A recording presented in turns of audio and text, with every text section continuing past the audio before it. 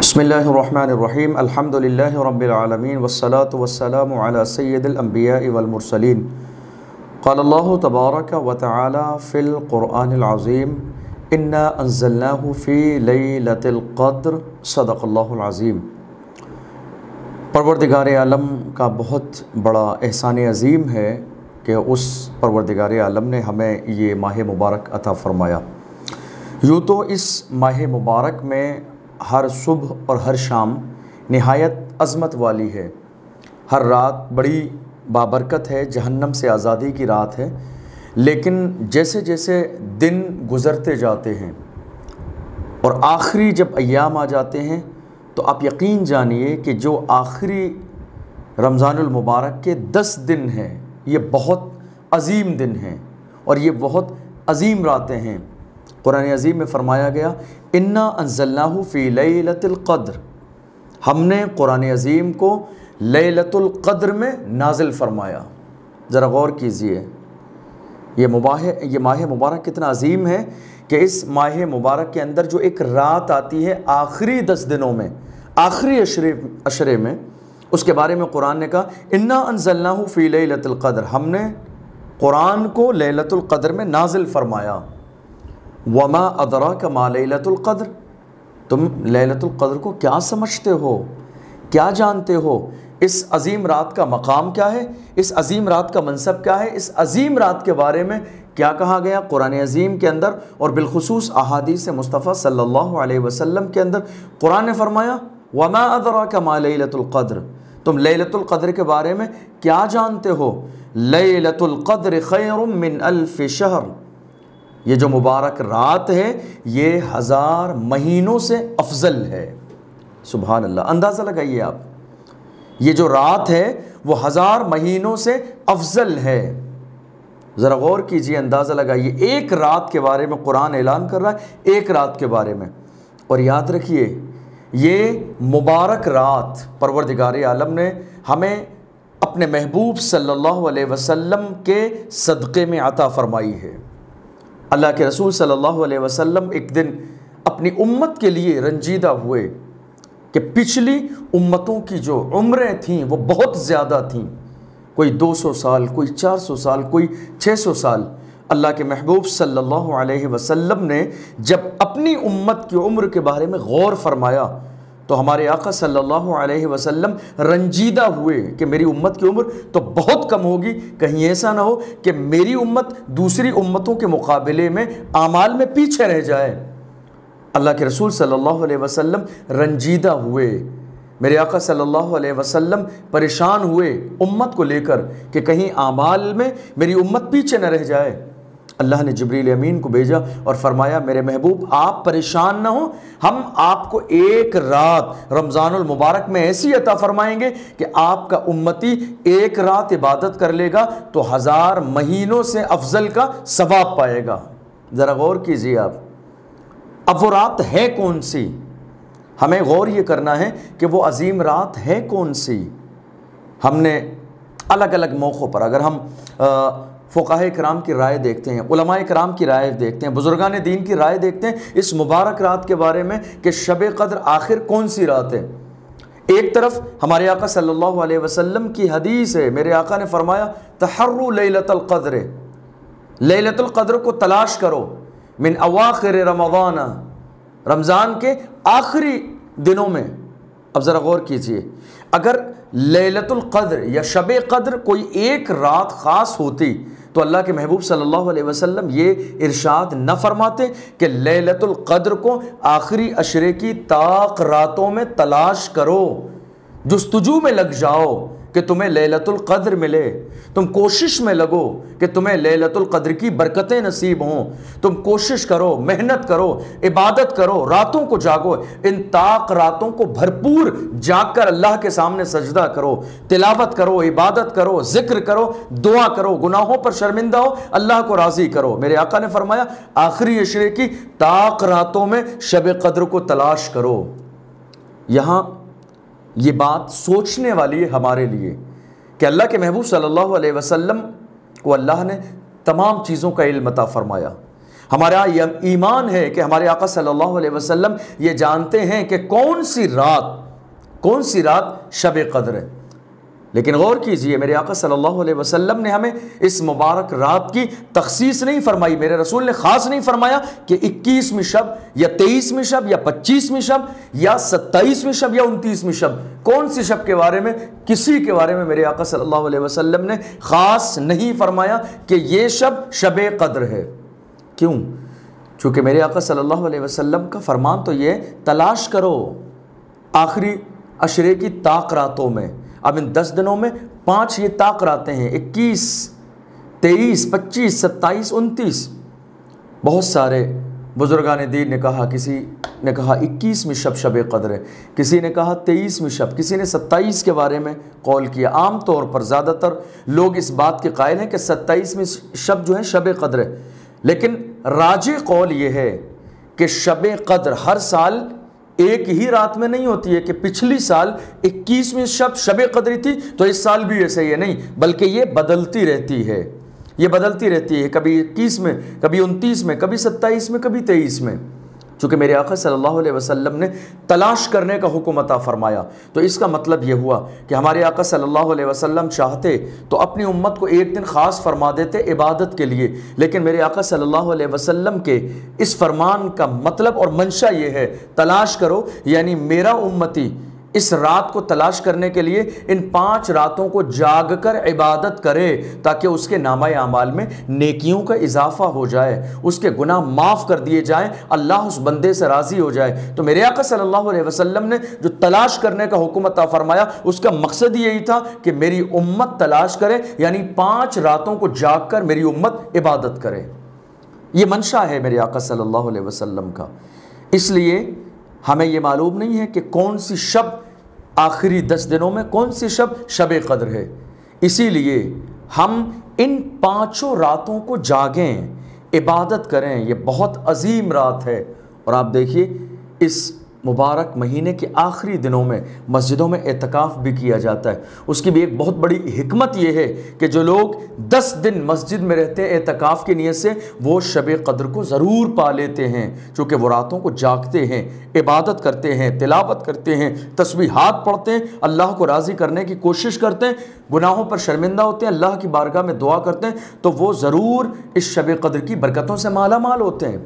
بہت عظیم رات ہے۔ اس رات کے حوالے سے اللہ کے محبوب صلی اللہ علیہ وسلم نے ارشاد فرمایا کہ اس مبارک رات میں جبریل امین فرشتوں کے جھرمٹ کے ساتھ دنیا میں حاضر ہوتے ہیں،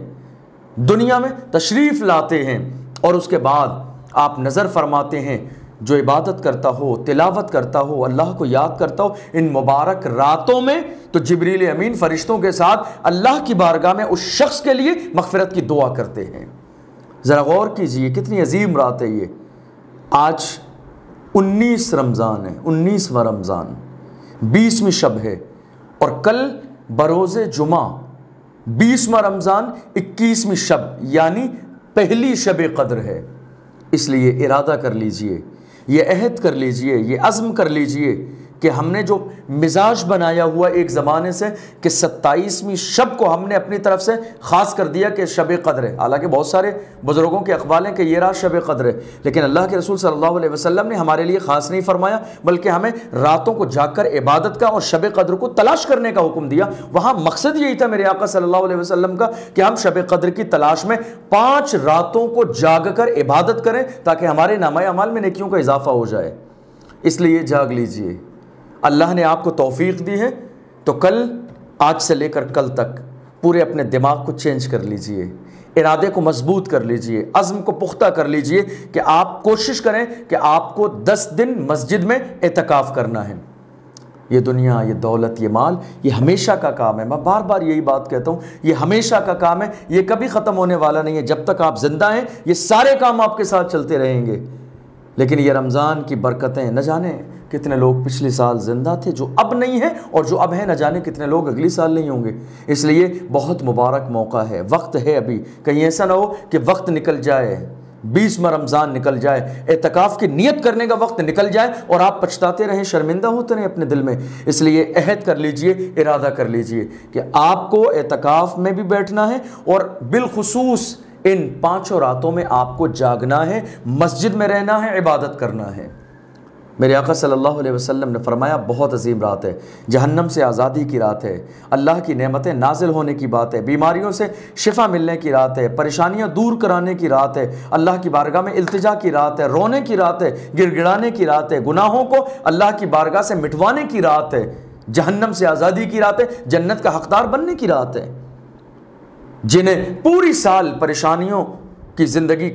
کا سامنا کرنا پڑتا ہے، ان کے لیے یہ عظیم رات دی گئی۔ اے میرے محبوب، آپ پریشان نہ ہوں، ایک رات دی جا رہی ہے آپ کی امت کو جو 1000 مہینوں سے افضل ہے۔ یاد کریے گا، یاد کیجئے میرے آقا کے فرمان کو، اور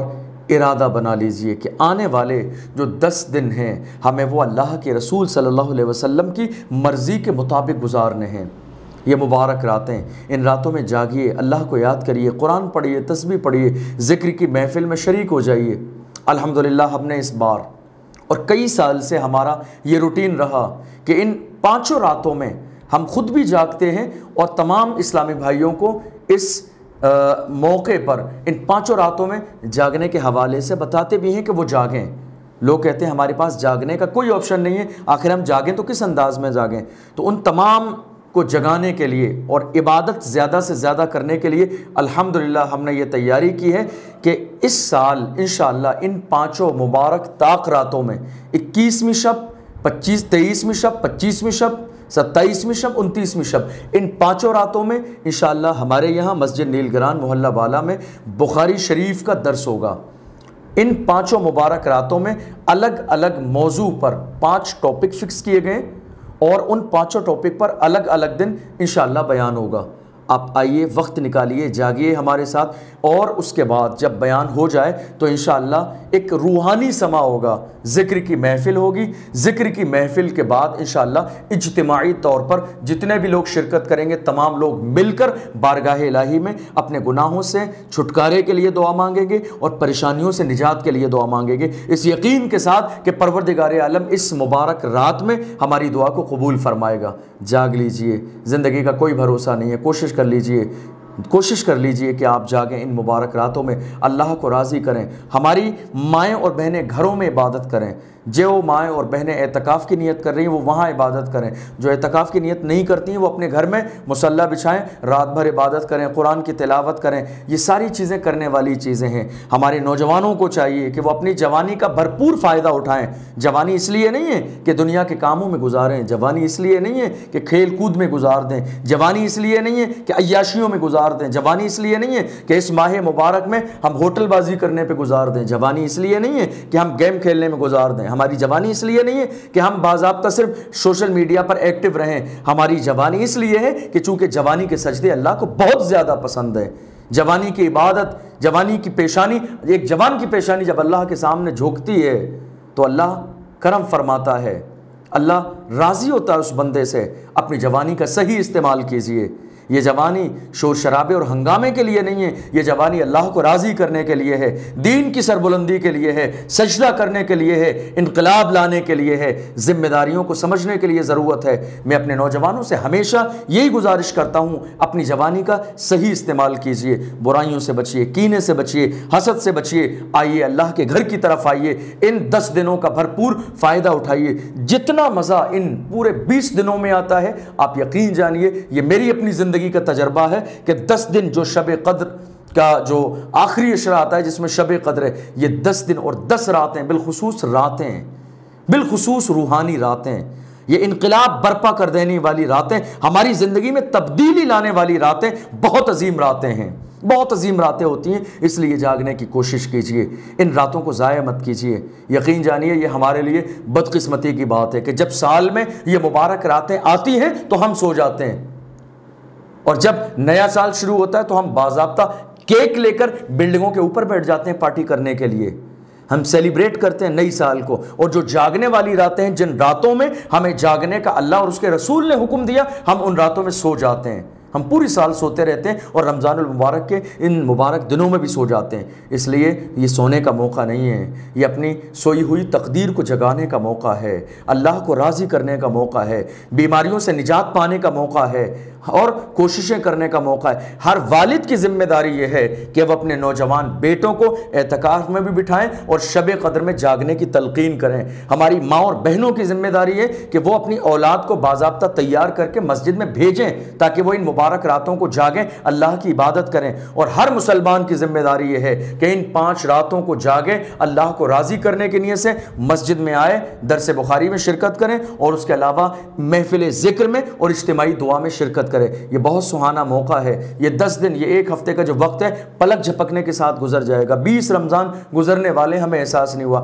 آج ہمیں اس بات کا احساس ہے کہ پورا یہ ماہ مبارک بالکل ہم سے جدا ہونے والا ہے اور ہمیں جو نیکیاں کرنا چاہیے تھیں وہ ہم نہ کر سکے۔ یہ 10 دن بھی بہت تیزی کے ساتھ گزر جائیں گے، اس لیے ان مبارک 10 دنوں کا ایک لمحہ بھی آپ کو ضائع نہیں کرنا ہے، ایک لمحہ بھی ضائع نہیں کرنا ہے۔ عہد کر لیجئے، ارادہ کر لیجئے کہ انشاءاللہ ہمیں ان 10 دنوں کا انشاءاللہ اعتکاف بھی کرنا ہے اور شب قدر کی ان 5 راتوں میں جاگنا بھی ہے، محفل میں شرکت کرنا ہے، محفل ذکر میں شرکت کرنا ہے، اجتماعی دعا میں شرکت کرنا ہے اور اللہ کو راضی کرنے کی ہر ممکن کوشش کرنا ہے، اس یقین کے ساتھ کہ پروردگار عالم ہماری اس عبادت کو اپنی بارگاہ میں قبول فرمائے۔